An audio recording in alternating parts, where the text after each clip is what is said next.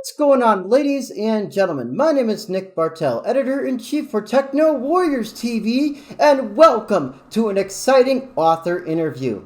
Ladies and gentlemen, it is my pleasure to have the world-renowned UFO guy, the Big Kahuna, John Ventre.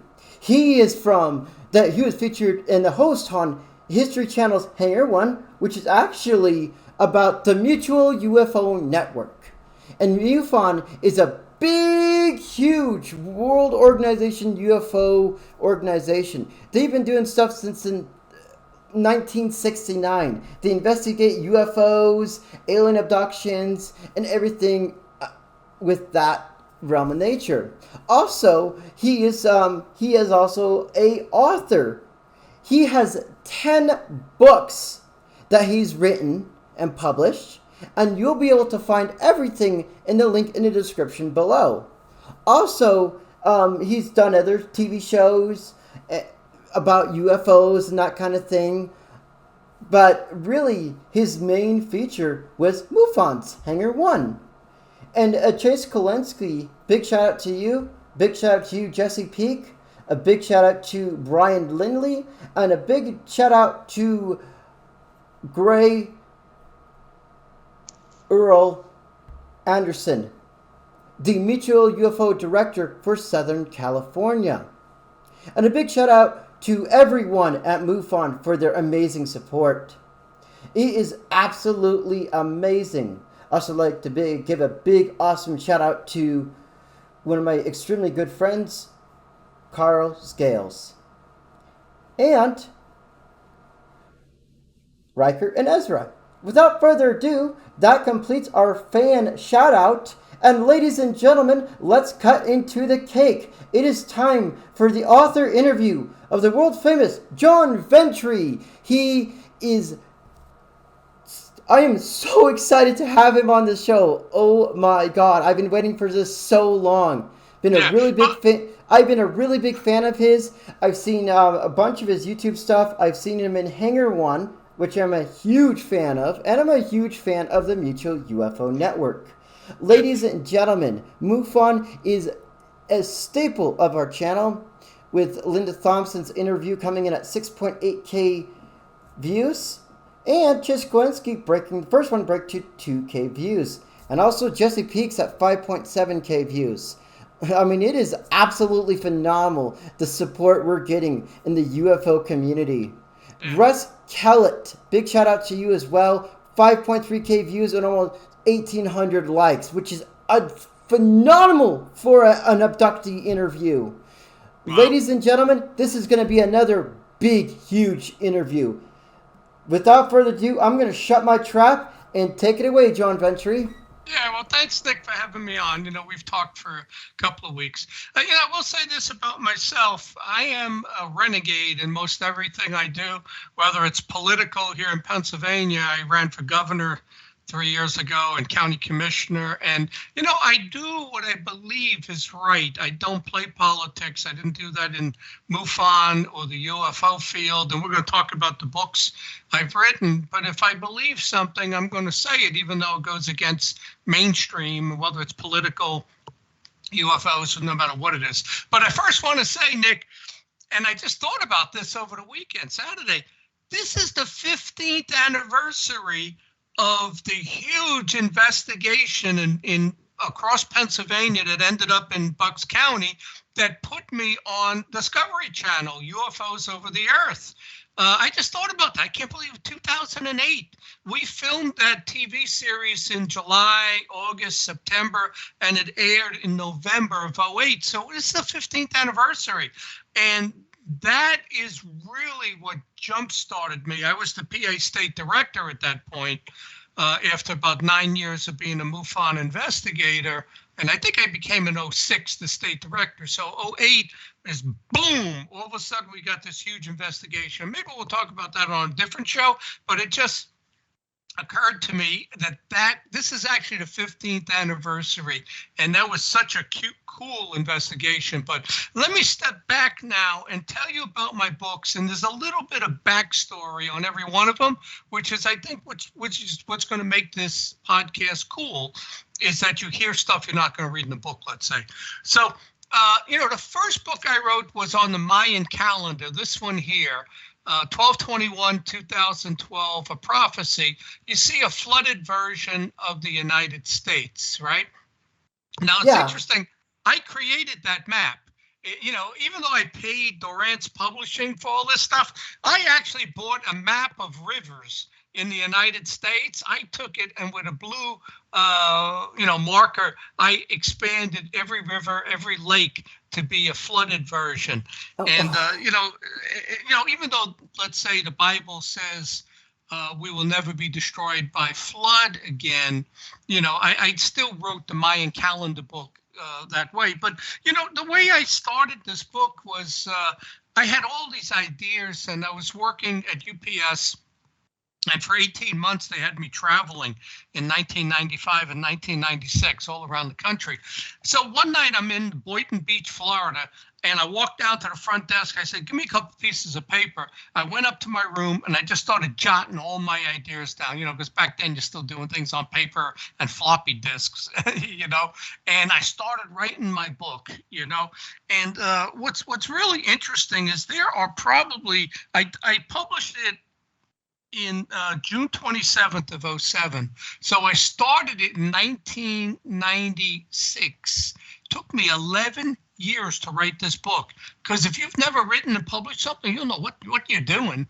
I actually dropped it after about 80 pages of writing, and then the 2012 movie came out, or no, The Day After Tomorrow.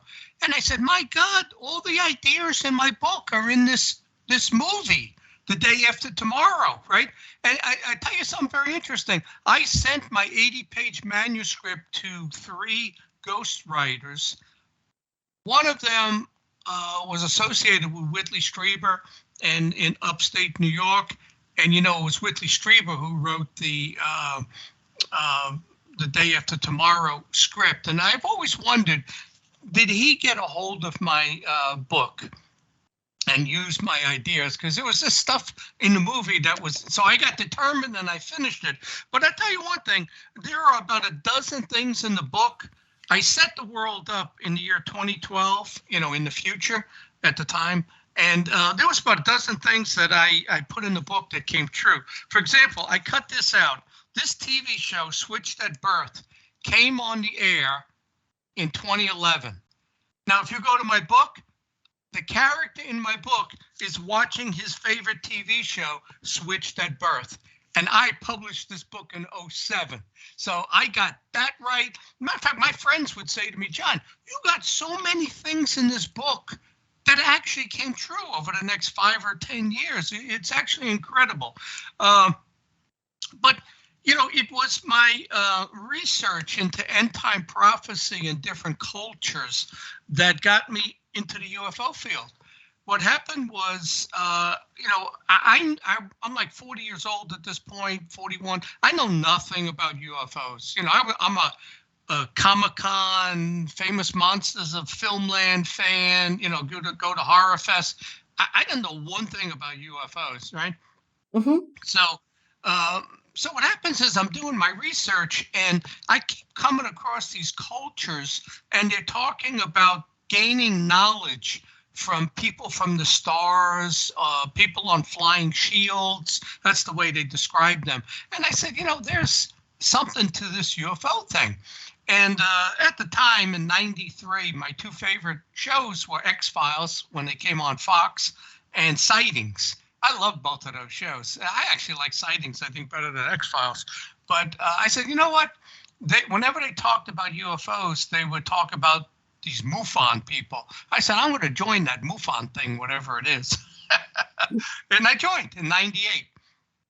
And I wanted to do research into UFOs. So that's what basically got me into the UFO field. But let me tell you about the second book. You see the same cover, but it says The Day After 2012, right? So what happened with this book, and I published it, I think, in 2011, March 11th of 2011. I'm doing this whole Mayan thing. I was traveling all around the country doing lectures. I was considered an expert on the Mayan calendar and end time prophecy. And I went all over the country, Florida, Vegas, all over, talking about really possibilities of the end times. And somebody at, I think, my Philadelphia MUFON conference said, what are you going to do when nothing happens on 12/21/2012? And I said, real quickly, it popped in my head. I said, well, I'm going to publish the day after 2012. And I thought about it afterwards. I said, you know what? That's a good idea. That became my second book, is what happens after 2012. And it's only like 100 pages. So I wrote this book the day after 2012. So that was really how I got started in all of this. I became an expert. And, it's interesting. People have said to me, have you ever been followed by Men in Black, the CIA, any trouble? I've done probably 200 podcasts, radio interviews, that type of stuff. And do you know, the only time I had any issues was when I talked about the Yellowstone supervolcano. I don't know if you know who Kevin Smith is. He passed away. Big radio show out of Arizona. And twice on his show, when we were talking about end time prophecy and Yellowstone, his signal almost got taken down, because he called me afterwards. John, somebody tried to take the signal down when you're talking about the Yellowstone supervolcano. On another show, it did get taken down. We had to call back in. And then another time, and this wasn't that long ago, maybe 5 years ago, we're discussing it, and right over my head at like midnight, there's a helicopter hovering. And the guy on the show said, what is that noise? I said, there's a helicopter right over my house right now. So that's kind of interesting that's, they knew this Yellowstone thing was true. And the only time I ever ran into any issues was when I discussed Yellowstone on these podcasts. So now, one thing. Stop you there. I work on volcanoes. Yeah, I know. As a volcanologist. And what I'm going to tell you right now, guys, and a big shout out to Mike Poland. He is the Yellowstone Volcano Observer. He's a YVO, or Yellowstone Volcano Observatory scientist in charge. I want to give a big shout out to you. I hope we can have you on the show in the future, Mike Poland. Awesome guy. He's in charge of the Yellowstone Volcano Observatory. Now, ladies and gentlemen, I'm going to say this right now. Yellowstone is not going to blow up. It's not going to super erupt or anything like that. It doesn't even have the oomph to do anything. Now, his books talk about a catastrophic VEI-8 or even a VEI-9 eruption. See, 70,000 years ago in Sumatra, Indonesia, they had what's called Lake Toba, or Toba. Toba erupted so violently that it expelled, and a big thank you to Geology Hub, big shout out to them, 13,200 cubic kilometers of material, rock and glass. It was so bad, it created a genetic bottleneck in the human race. And it caused a good 12-year, 13-year volcanic winter. Now, Toba's caldera is probably around 943 square miles, where Yellowstone's is actually bigger. It's around almost 1,200. Now, Yellowstone's current caldera is 80 kilometers by 40 kilometers. And that was the very first one. The current one is 60 kilometers by 40 kilometers. Now, if Yellowstone were to happen again, like it happens in his book, we'd be talking about a catastrophic VEI-8 or VEI-7 or even a VEI-9 eruption. This is what we call a caldera forming eruption. It'd have to be one of the big boys.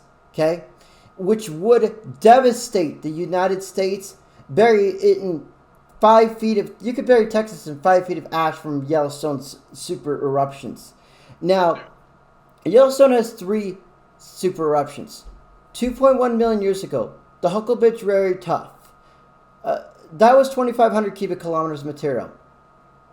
The Island Park caldera, that was around 280 to 380 cubic kilometers. Another really weak. It was a VEI-7, but still, I'd classify it as a super eruption. Now, Its most recent eruption, 640,000 years ago, was the Lava Creek Tuff, or Lava Creek eruption. That was 1,000 cubic kilometers. It blew out mountains, and that's the caldera you can go and see at Yellowstone today. Now, there's not only Yellowstone you have to be afraid of, okay? You have the Long Valley caldera in eastern California, which erupted around the same time as Yellowstone's last VEI-8 eruption. However, it was a VEI-7 eruption at around 7 to 800 cubic kilometers. It was devastating, just as bad as Yellowstone's big eruption. So, the Long Valley caldera can do just as bad as eruptions as Yellowstone's. So you could have two bad boys on the block. Now, the Valley's caldera, that's another one you have to worry about. But the one we are really afraid of and we're really watching right now is Kempe Fredgli in Italy. There's been a lot of UFO sightings over there because of the caldera over there. It is getting really bad there. It's having a lot of ground uplift, a lot of earthquakes. It is getting very close to having another eruption. Now, Nova Nick, Go ahead. You know what's interesting is that what you just said, whenever there's a natural disaster, there's always UFO sightings around it. You know, you have a volcano, you have an earthquake, whatever it might be, and there's a swarm of UFO sightings. You know, there were UFO sightings with Malaysia Flight 370. You know, it's just amazing how UFOs tend to show up when there's some sort of natural disaster. But, you know, one thing I want to say, Nick, is that by doing the research on these two books, I learned a lot about asteroids, about supervolcanoes, about all these different types of natural disasters, you know? So, and one of the other things I came across is that Russia, in its plans for World War III, if that would to ever happen, their plan is to hit Yellowstone with a nuclear missile to cause it to erupt. Now, it's either going to be the big one or it's just going to be a Hawaii type lava flow, you know, but that's part of their plan, not understanding that if you really had the big eruption, it's a nuclear winter, you're going to see, you know, 90% of the world's population die, because it's really not the eruption. It's when it blows all that dust and ash into the, you know, stratosphere, it comes down as acid rain. And that kills crops, that kills plankton. You lose 90% of sea life. You can't plant anything. And you know, I mean, the thought of Russia doing something like that, not understanding the effect, is ridiculous. But you want to move on to the next books? Because I got a few more to go. One second. Yeah. Even if it was the 1950s. The Hebgen Lake earthquake was a magnitude 7.5, and it was actually just as big as a nuclear weapon. Okay? That's our email right there. If you have any questions, go ahead and email us, technowarriorstv@gmail.com. Send us your questions, and I'll answer them. Now, the earthquake was right next, or even right under the magma chamber, and it did absolutely zilch, nothing, and it was just as big as a modern nuclear weapon.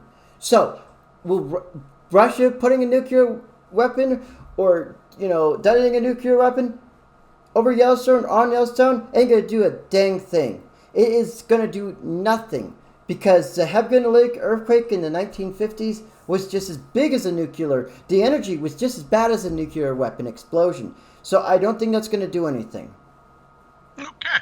All right. Well, Nick, what happened after that, getting back to the books, is, you know, I published all of that. I got involved with MUFON. And like I started saying in the beginning, that this is the 15th anniversary of the Bucks County investigation.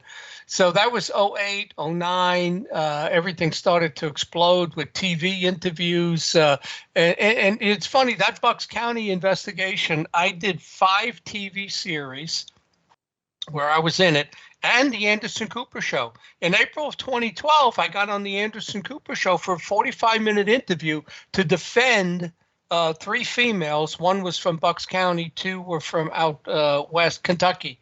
And it was a 45-minute interview. It was actually pretty cool, but I did all these TV shows. So we get to, I think it was January of 2012. I said, you know what? Nobody's ever done a book about Pennsylvania UFO cases. So I said, well, what am I going to call it? The show was UFOs Over Earth. So I called the show UFOs Over Pennsylvania, right? Oh, that is So so cool. yeah, that's where I got the idea. And there was no other UFO book about the state out there. So what you see is the UFO, and you see the three lights, which is what was described all across Pennsylvania.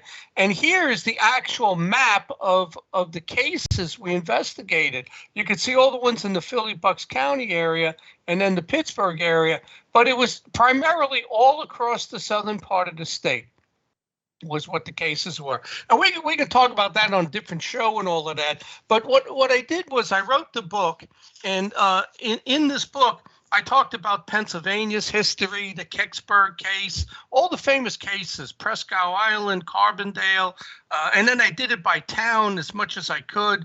An interview with Bill Burns, who's a good friend of mine, Linda Moulton Howe, and then Linda gave me, I gave her all the information from the investigation. She wrote it up on her Earth files and then gave me permission to put it in the book. So there's like a, 50-page chapter there written by Linda, who's a journalist and a good writer. Then I got into all these other different things, people's individual cases. I got into something. This woman called me. She used to be with the NSA. She gave me all this information on human mummifications. So I wrote a chapter on that. And I actually did research and found bodies in trees all around the country that were mummified. I mean, it's the weirdest thing, Then we got into the Nephilim, underwater UFOs, Russian UFOs, all of that. But, this was so cool. I was able to put this book together for Pennsylvania UFOs and the history in the state. And a lot of the book was that big investigation that we had in Bucks County and actually across the state. Just real briefly, it started up in Lake Erie. I was getting cases where people saw a UFO coming out of Lake Erie, and I'm getting cases. The Ohio guys sent me East Lake, Ohio. I also had West Virginia, so I saw cases in Weirton, West Virginia, then across Pittsburgh. Then, like 15 minutes later, it's in the State College, in the middle of the state. And then 15 minutes after that, the UFO was seen in the Philadelphia Bucks County. So that's really how, all of that transpired. But, for Pennsylvania residents, really cool book that I wrote in 2012. So then what I did was, again, I got all these ideas. I said, well, I got to write this book about an asteroid strike now, So I wrote this book. You see the asteroid and the UFO approaching Earth, right?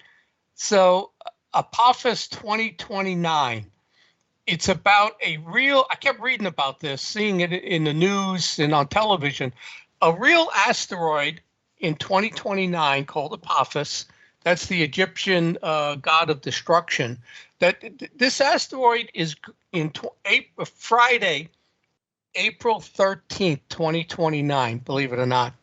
The asteroid is going to dip below our satellites and pass by.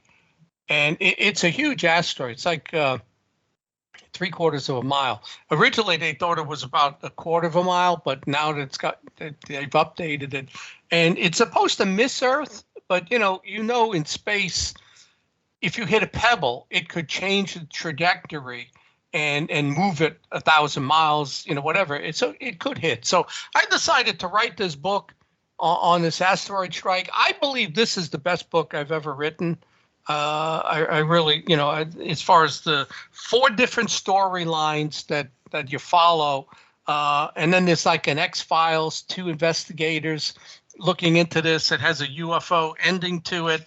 And again, so many things I learned from writing this book, but it'd be kind of interesting in 5-6 years what actually happens, on Friday the 13th, 2029, whether this asteroid hits us or it's just a near miss. And,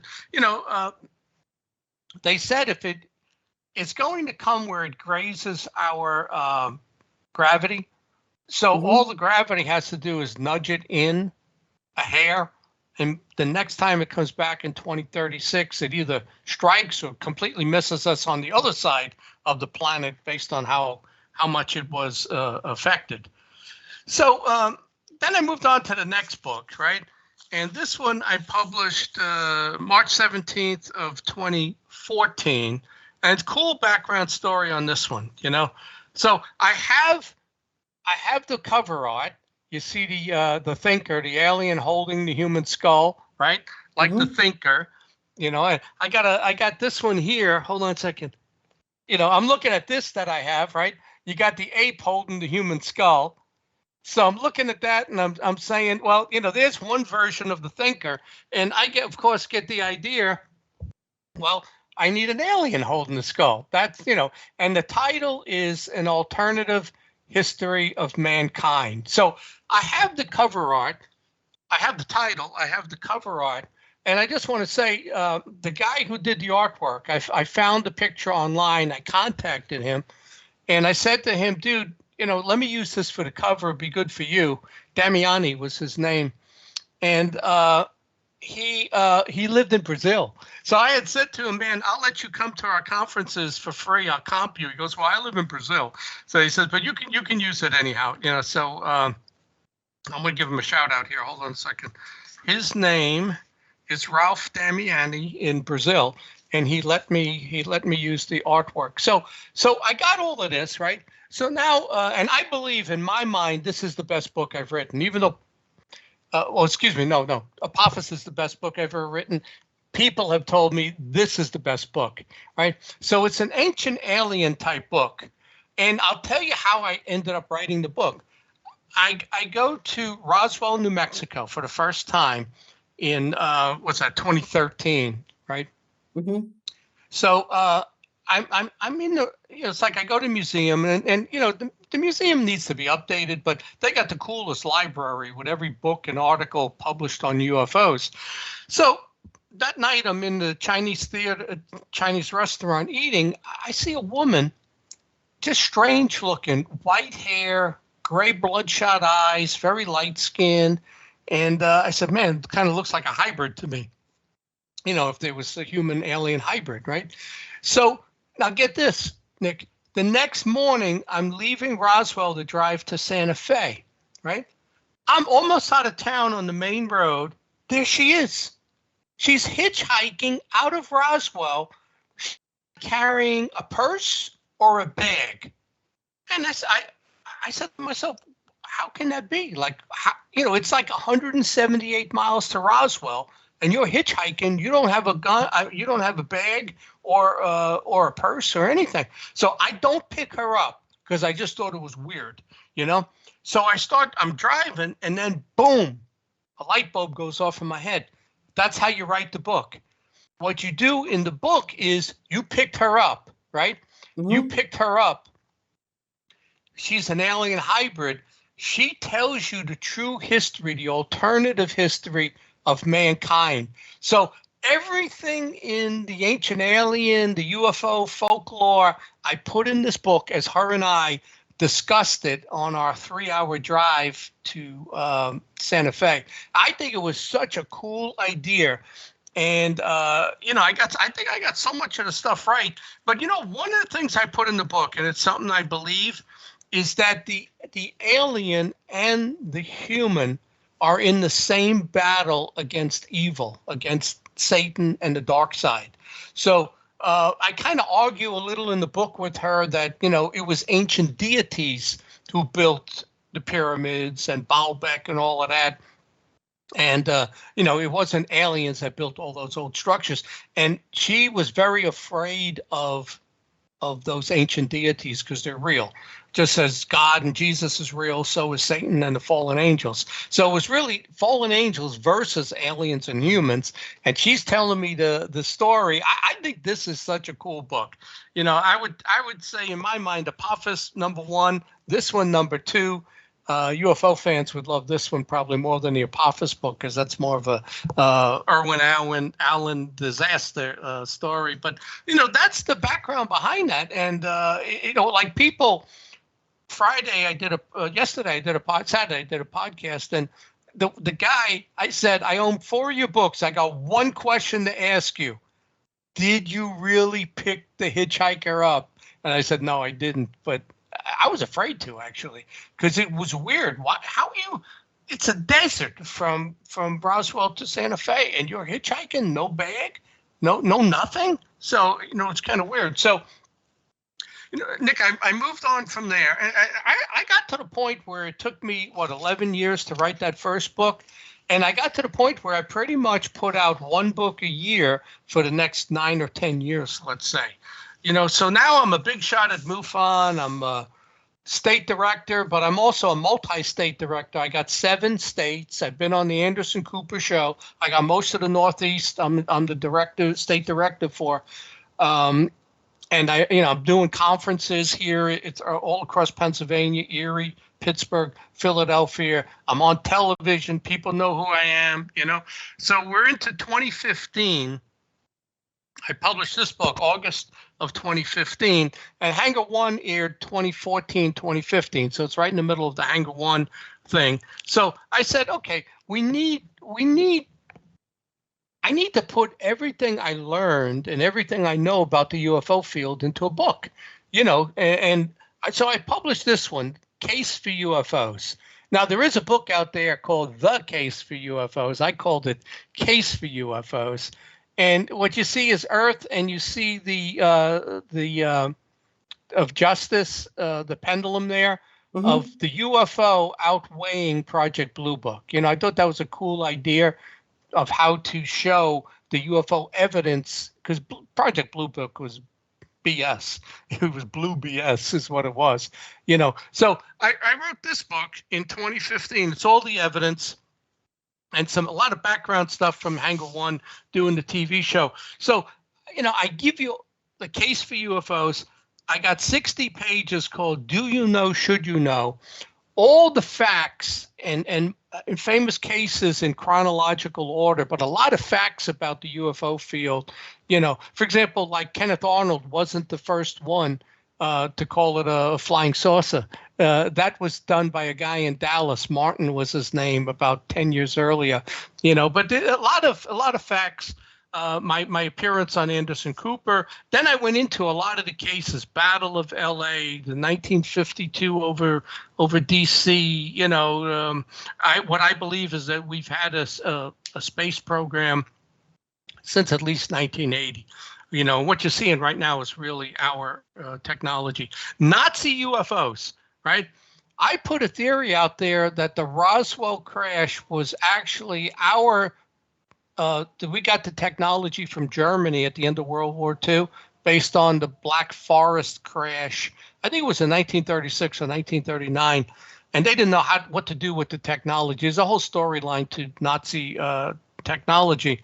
And then and really what Roswell was our testing the technology, and that's what crashed there.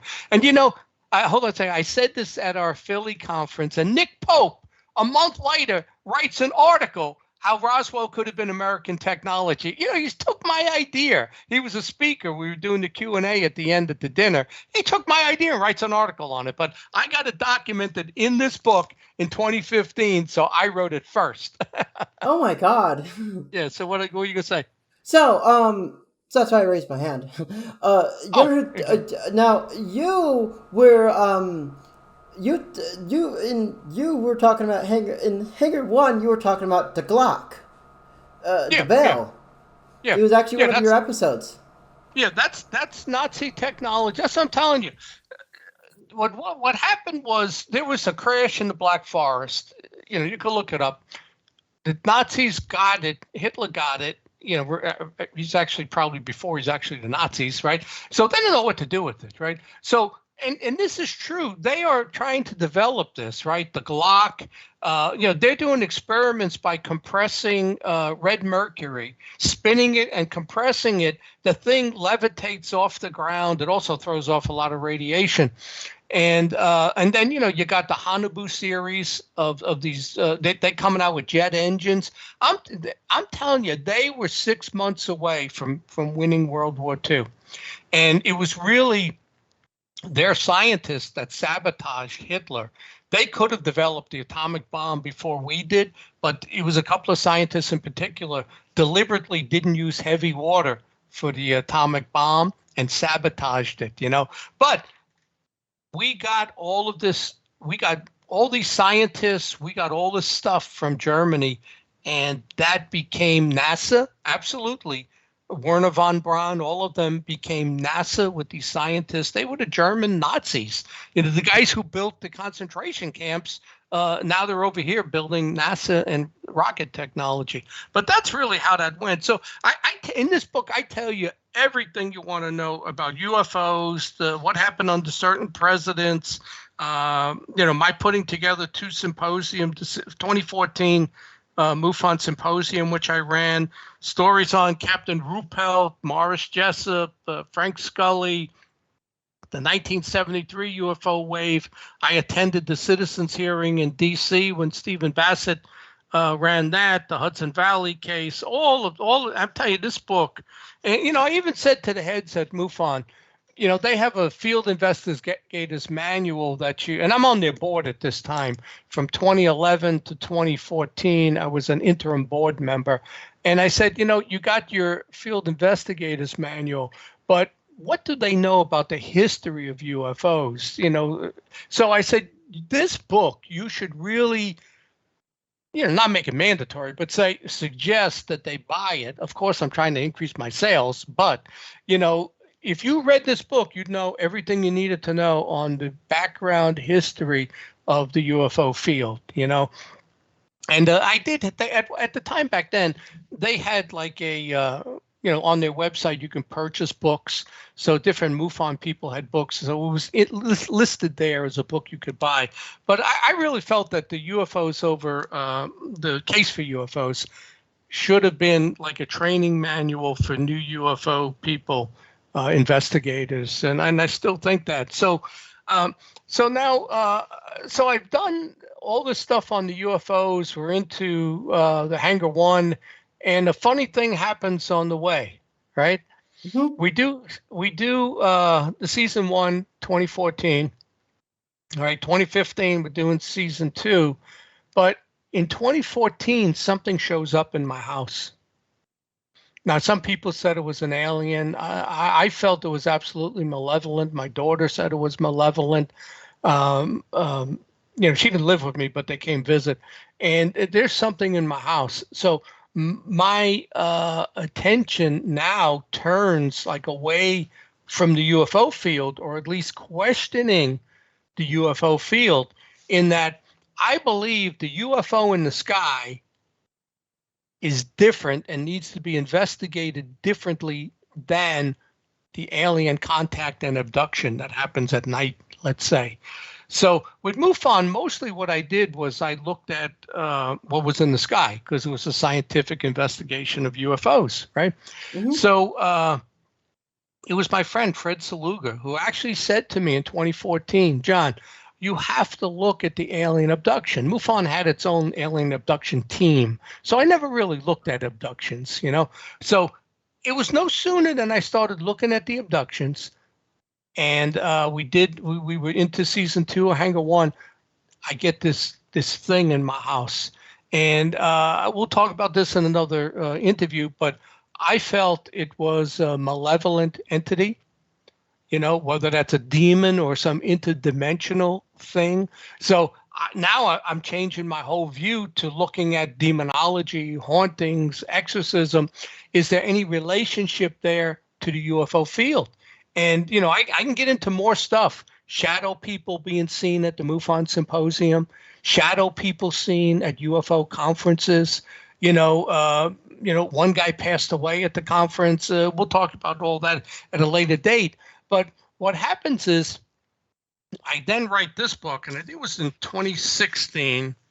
Yeah, September 11th of all dates, 2016, I published this book, The String Theory of the Unexplained. And you see kind of an upside down cross, the haunting of John Ventre. Ladies and gentlemen, yeah, get ready for this, because this is one of the interviews we're going to be doing with John Ventre. It is going to be scary as can be.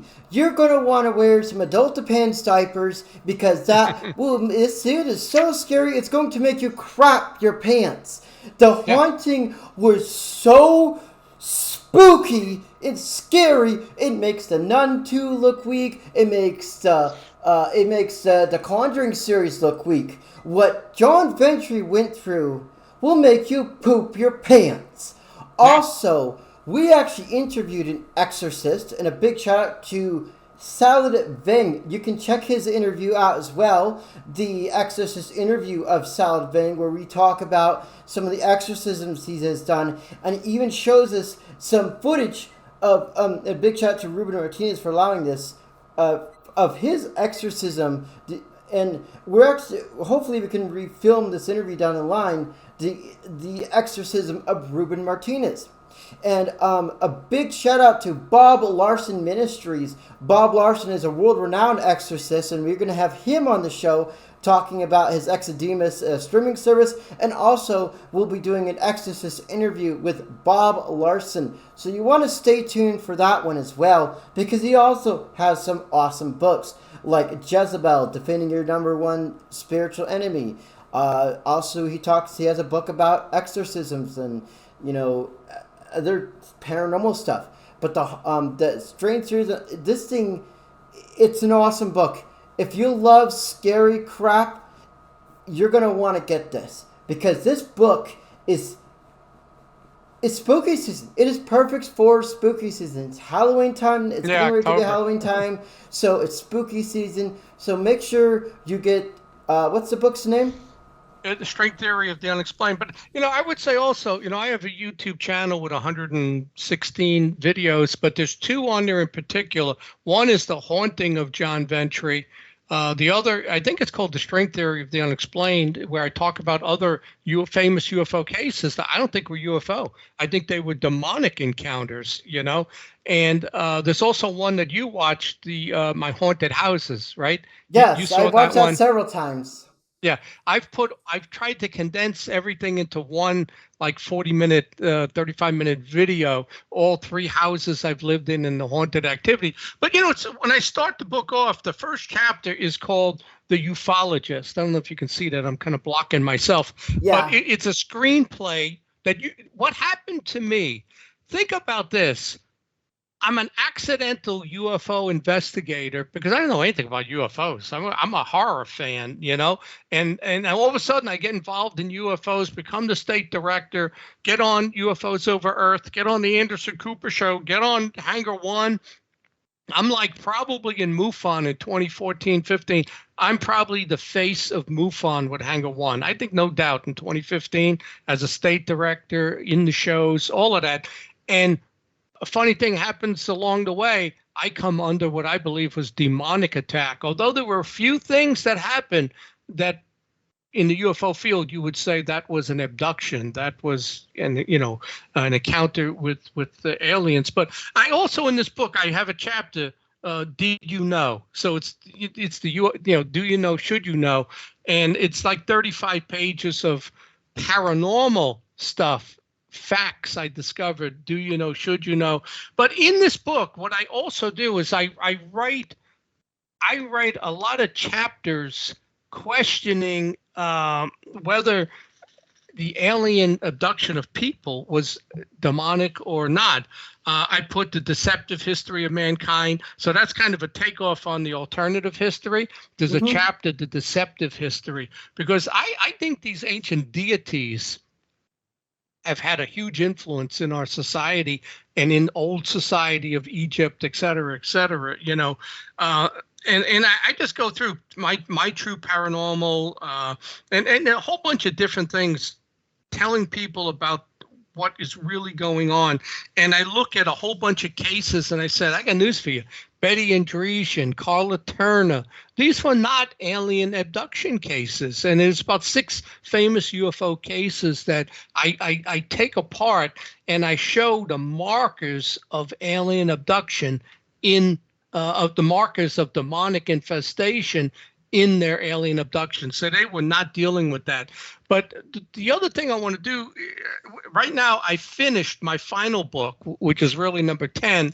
It's called The Ufologist, the first chapter in the book, The Ufologist. And it's actually on Amazon right now. I didn't do the printed copies yet because there's one thing I want to add to it, and that's a picture of me being knighted in Europe next month as a Knights Templar.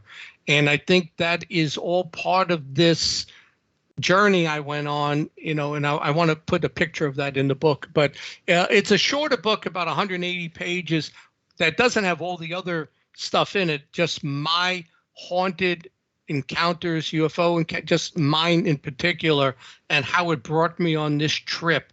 And if you think about it, I went from end time prophecy, right, which is kind of religious. I had not been to church in 20 years after I got divorced, but then I wrote this end time prophecy book, which brought me back to looking at religion. I went on to UFOs, right? Then I came under attack for 22 months. And it actually took 2 exorcists to get this thing out of my house. Then I write the string theory about, angels and fallen angels and my attack, and then the UFO. And then I'm now becoming a Knights Templar who defends Christianity and Jesus, and I'm being knighted next month in Northern Ireland. So, it's kind of an interesting way that this whole thing transpired, but I think it was meant to go that way. And we'll talk in other episodes about the PA case, the UFO cases, and then my coming under attack, which, some people say, no, John, that's an alien. I saw it one time. All right. But I won't get into that now. I had 2 out-of-body experiences, just some really lucid, weird stuff. So then, I keep saying I'm done writing. Yeah, I'm done writing. So we get to, so now I write 2 more books that are not UFO or paranormal related, right? So I get to 2020, all this COVID stuff, everything going on, right? So I decide I'm going to write a book. It's going to be a novel, though, but in the book, first half of the book, I'm going to give you the history of viruses, the Spanish flu, all of that, right? But then the second half of the book is a prequel to Apophis 2029. I took the same characters, the 5 or 6 from the Apophis book. I put them in this book, the Wuhan Conspiracy, right? So This is 9 years earlier, based in 2020. You see the map of the U.S. and China. It originates out of China, across to the whole world of the COVID virus. And in it, now get this, we shut down the world, U.S., March 13th of 2020. I published this book March 15th of 2020. I already had it done, right? 2 days after we shut down, it's published on Amazon. You can look it up. You'll see the date there, March 15th, 2020. So, and I'll tell you what happened with this. So the book is up. It's up for a week. All of a sudden, the book's taken down. And I don't get any reason from Amazon Books as to why my book was taken down, right? So I emailed them. They said the answer back to me was, we basically can't tell you. So I went back into my book and I put their response. See, it says censored, banned from bookstores. I have their response to me that they can't tell me why it was taken down. But I know why it was taken down, because President Trump was talking about the Wuhan virus, the China virus. People thought that was racist, or they were just attacking Trump, basically. It didn't matter what he said, that he got attacked. So they saw Wuhan Conspiracy. They took it down. And I said to them, guys, this is a prequel to my other novel. It's really a novel, History of Viruses, but it's a novel. How do you take it down? Wouldn't give me an answer, right? They kept it down from March 23rd of 2020 to October of 2020. They released it about 2 weeks before the November election in 2020. And the way I know it was the title, I said, okay, you want to play games? I took the book I republished it with a different cover on it and a different name. And if you look at the poster I sent you, that's on here, I guess somewhere people can see it. You'll see in the bottom right-hand corner, I have a book with a surgeon on the cover called the Coronials, a new generation for coronavirus, the Coronials. And it's everyone born after 2020. Instead of millennials, I call them coronials for coronavirus. I thought that was really creative, the coronials, Dude, that is and creative. yeah, it's like millennials. Well, they're coronials. They're born because if everything has changed since 2020. So what happened was all the pages in there are in the book. It's published. The coronials, they don't take that one down. So it wasn't the content. It It was was the the cover name. title. It was the name, and it was because of Trump that they took the thing down. But I thought that was so cool. You got the cover, you got China, the way the virus spread, all of that. But I got it. And what's weird though is I got everything right in the book. I mean, I said China, this was engineered, and at the time nobody was saying that. I said it was engineered in their lab in Wuhan. They deliberately released it. They, it's funny. They have the Chinese New Year. And they didn't say anything to the world until 5 million people showed up, visited China, and went home with the virus. Then all of a sudden they told everybody about it. It was starting to come out in November, December, January, February. But I said it was their way of getting back at Trump. I believe that the Democrats had a hand in that too, because they could not beat Trump at that time. And I think that whole virus thing is a shame to put people through that and kill thousands of people around the world so you can win an election. I think that was all part of it. So I moved into politics and a little bit of, the prequel to the other book. So if you read Apophis, you got to read this one too. Now, I do Should got a really. question. Sorry for Yeah. interrupting. Yeah, But no problem. you ever heard of, so on our channel, we have a thing called the Conspiracy Corner. And our Yeah, yeah. first episode was with Bart Sabrell. You ever heard of him? No. He's a conspiracy theorist. He talks about the fake moon landings. Okay. He talks about other stuff, but he also talks about Planet X, Hmm. Wormwood. Hmm. What is your opinion on Planet X, the planet that's supposed to hit the Earth in the end times? I don't know about. Well, the Bible, Revelation, everything says that we're going to be hit by a. It's either a satellite, could be a planet, an asteroid, or a comet called Wormwood. Mm-hmm. That's the name, probably where you just said Wormwood. And in my book Apophis, that's the name of the asteroid. Well, no, it's actually Apophis 2020. Apophis is the asteroid that hits us. But I got the idea from Wormwood, and I quote that in the book. So those things are all possible. I have my opinion on a lot of that stuff, but it's all possible. We're not gonna know until it actually happens. Well, that's Unfortunately, why we're not gonna NASA know. did with NASA's SpaceX did the DART program, Yeah. where they crashed a small satellite into an asteroid, Didymos, to change its orbit and change Well, its trajectory. they're doing that for the Apophis asteroid. If a planet is going to hit us, you got no chance of deflecting it. It's not going to happen. But they did that, and that's actually in my book too. The things that I wrote, 10 years ago, the technology they're working on. One was to crash into it and kind of nudge it a hair so it misses us, and that's what we just did. And the other, there's others. You could put a tugboat on it where you land something and it keeps the engines running, trying to push it a hair, because that's all you got to do is push it a hair. By the time it makes its 7-year rotation, it's far away. So, really interesting stuff there. So I wrote that, and then I said, I'm done. I'm done, right? Well, I'm not done. Just like I'm putting out the ufologist book. It's already out there, but I don't have the hardcover one written. So then during COVID lockdown, I'm reading, right?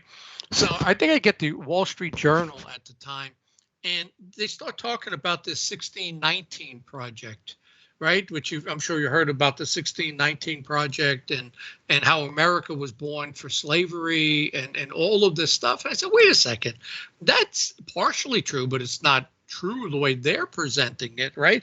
So, and I knew about the history of the Irish, And so what I did was I wrote this book, the 1625 Project, a challenge to the New York Times, with our Constitution there. But so I wrote that book. And what I did was I looked at what was said in the 1619 Project. I looked up all the falsehoods, and it's not really my ideas. It's what other think tanks said about the 1619 Project not being true.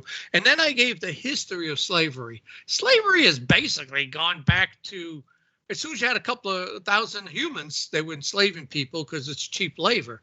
It's always been that way for the last 6,000 years. And I talked about the Irish slavery, which very few people know about. Ireland was Catholic, England was Protestant. And because Ireland was Catholic, they killed, there's only 3 million people on Ireland, right? So the King of England kills 500,000. 500,000 leave for other countries in Europe, and 340,000 are enslaved into the West Indies and America. And the West Indies, they were actual slaves. In America, they were indentured servants. So basically, half the population of Ireland is wiped out by the King of England because they're Catholic. No other reason, because they're Catholic. So, then I go into a few other things. So, the last two books, I got into politics. I got into, the history of viruses, the history of slavery. I wrote what I think is the truth about slavery. So, and like I said, the last book, which to me is the most significant, The Ufologist. I even put in the book, the first chapter is a screenplay. If you were to take my experiences and want to make a movie or a made-for-TV show out of it, I wrote it up as, here's your storyline, with some exaggerations, because that's what they do in a storyline, movie. And I said, here it is. And next, chapter 2 is going to be the true story, which is really in a diary format by year of everything that happened. And that book is out right now on Amazon Kindle. The printed copy's not out yet, but it will be in November. So, that's my books. I think it's a very interesting story, how I went from end time prophecy. I didn't know anything about UFOs, and I became a top 10 in the world subject matter expert on UFOs, up there with Stanton Friedman, Richard Dolan, I think, maybe Joe not Rogan? The same level. What was that? Including Joe Rogan? Yeah, well, here's the funny thing about Joe Rogan, and that's in my book, the String Theory book. Joe Rogan years ago was a big critic of UFOs. And I put an interview he did there where he said everyone who believes in UFOs are either drunk, doing drugs, or dreaming, that it's not real. But then 8 years later, Joe Rogan sees the light. There's money to be made in this and millions of followers. And now Joe Rogan is this big UFO proponent. And same with Fox News. Fox News talks about UFOs. MSNBC, CNN, they don't really talk about UFOs. Fox News does. And all of a sudden, the Pentagon now has given it legitimacy. So on one hand, I'm happy they did that because I'm not being criticized anymore. That's a UFO nut.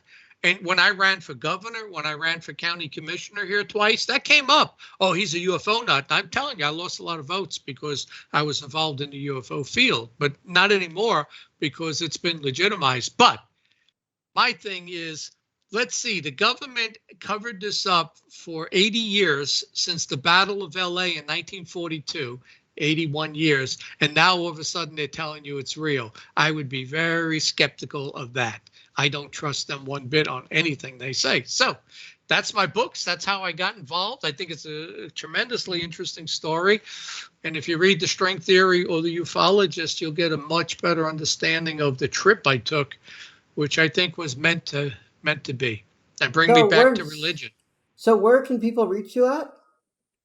Yeah, well, if you go to johnventre.com, you'll get all of on there. There's some links to some of my TV appearances, and links to my books. It says books. You can click the link. One is for Barnes and Noble, one's for Amazon. Takes you right to the page, right? But more importantly, too, right in the middle, it says free videos.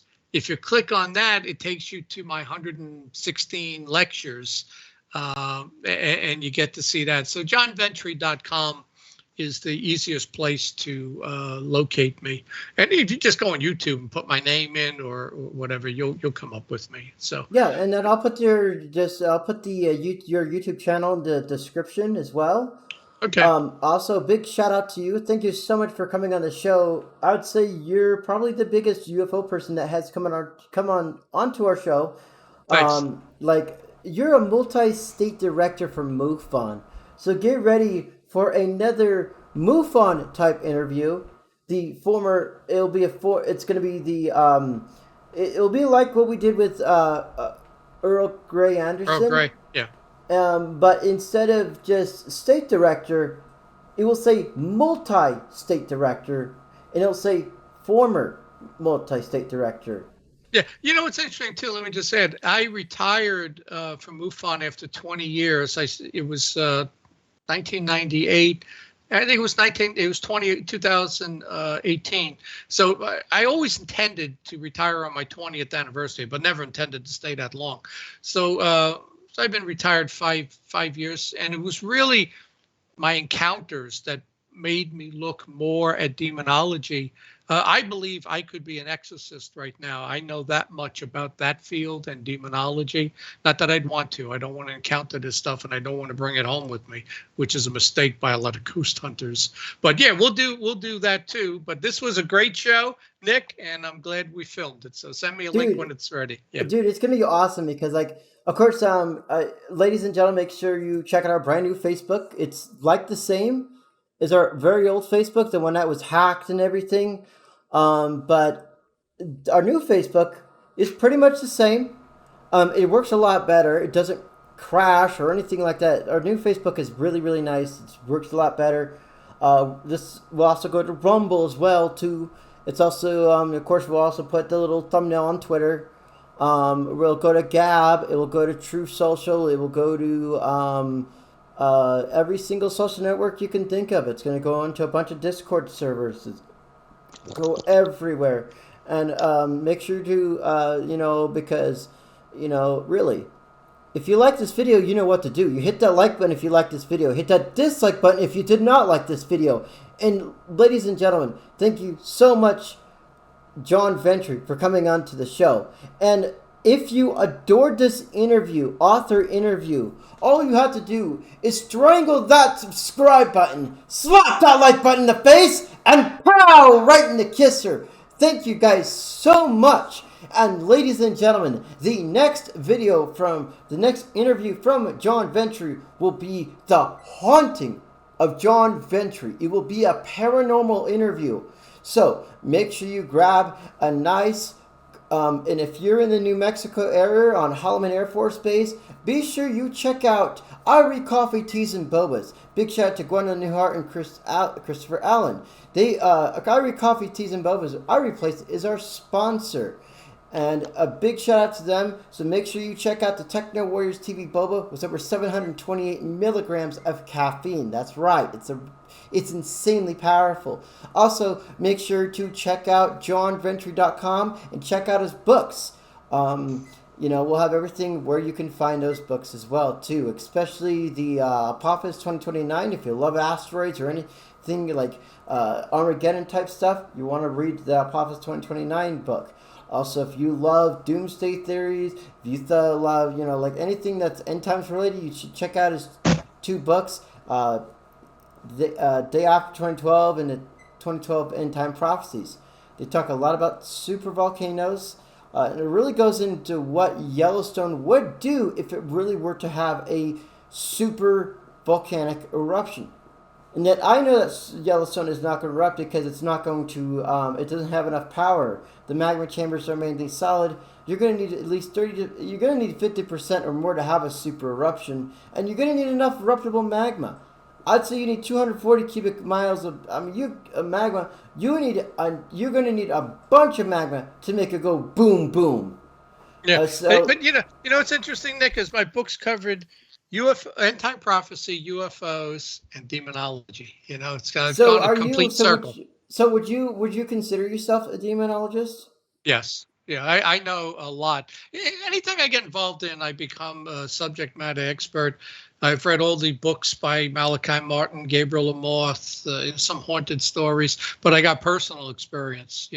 I mean, probably I could say I never actually saw a UFO. I saw something in my house, it was a being. We'll debate what that was, but yeah, Hmm. I've gone full gamut and back. I'm a reborn Christian now. I go back to So church because it was important.